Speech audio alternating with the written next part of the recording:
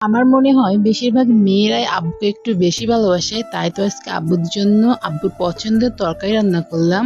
তো hello everyone, আসসালামু আলাইকুম। আজকে আব্বু পছন্দের কাঁঠালের তরকারি রান্না করলাম। তো চলো কিভাবে রান্না করলাম তোমাদেরকে দেখাই। তো প্রথমে আমি এখানে একটা কাঁঠাল নিয়েছি আর আমার ভাবি কাঁঠালটা কেটে দিচ্ছে। তো কাঁঠালটা কেটে আমি ধুয়ে নিয়েছি, দেখতে পাচ্ছ তোমরা। এখন আমি কড়াইতে একটু তেল দিয়ে তার ভিতর আদা বাটা, রসুন বাটা, পেঁয়াজ বাটা, তারপর দিয়ে দিব দারচিনি, এলাচ আর জিরা বাটা, তারপর দিব 2 চামচের মতো শুকনা মরিচের গুঁড়ো, তারপর দিব স্বাদ মতো লবণ, তারপর দিব 2 চামচের মতো হলুদের গুঁড়া দিয়ে আমি এটাকে ভালো করে নাড়াচাড়া করে মশলাটা ভালো করে কষিয়ে নিব। তো তোমরা দেখতে পাচ্ছ মশলাটা প্রায় কষানো শেষ। এই পর্যায়ে এখন আমি এর ভিতরে দিয়ে দিব আগে থেকে ধুয়ে রাখা মুসুরির ডাল। তো এ পর্যায়ে আমি ডালটা মশলার সাথে ভালো করে কষিয়ে তারপর এর ভিতরে 1 কাপের মতো গরম পানি দিয়ে দিব, দিয়ে ঢাকনি দিয়ে ঢেকে রাখবো।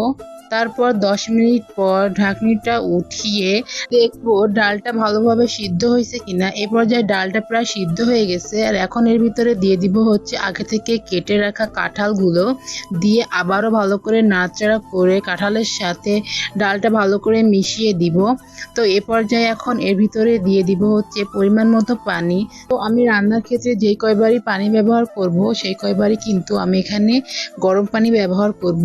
এ পর্যায়ে কিন্তু আমি 10 মিনিটের মতো ঢাকনি দিয়ে ঢেকে রাখছিলাম। এখন ঢাকনিটা উঠিয়ে আবারও একটু নাড়াচাড়া করে দিব, দেন আবারও ঢাকনি দিয়ে ঢেকে রাখবো। এ পর্যায়ে 15 মিনিট পর ঢাকনিটা উঠিয়ে কাঁঠাল থেকে অর্ধেক পানি শুকিয়ে গেছে। এখন কাঁঠালটা ভালো করে কষিয়ে নিব।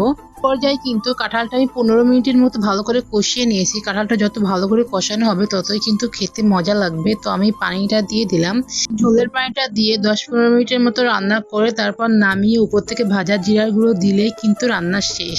এখন দেখো কতটা লোভনীয় হয়েছে রান্নাটা। এটা দেখতে যেমন সুন্দর, খেতেও কিন্তু অনেক মজা। আমাদের বাসার কিন্তু সকলে অনেক প্রশংসা করছে, বিশেষ করে আব্বু আম্মু অনেক প্রশংসা করছে। আর খেতে কিন্তু অনেক মজা। তো বন্ধুরা, ভিডিওটা যদি ভালো লাগে তাহলে অবশ্যই লাইক করো, তোমরা বাসায় অবশ্যই বানিয়ে খেও। তো আজকের ভিডিওটা এই পর্যন্ত। সবাই ভালো থাকো, সুস্থ থাকো, অ্যান্ড আল্লাহ হাফেজ।